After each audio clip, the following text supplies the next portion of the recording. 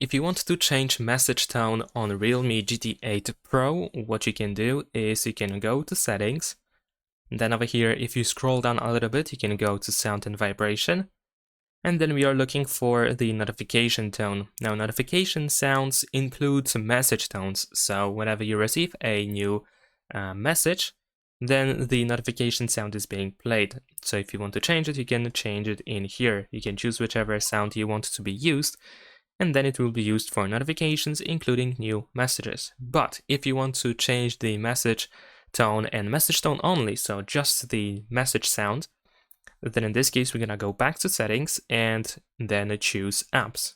Now in apps, we're gonna go to app management, then over here, look for the messages app. There we go. Next, open manage notifications. And then in here, we need to choose the incoming messages. Now you should be able to tap on ring, and then you can choose the sound that will be used only for messages in the when we receive a new message from the messages app. And there we go. That's pretty much it. Subscribe to my channel.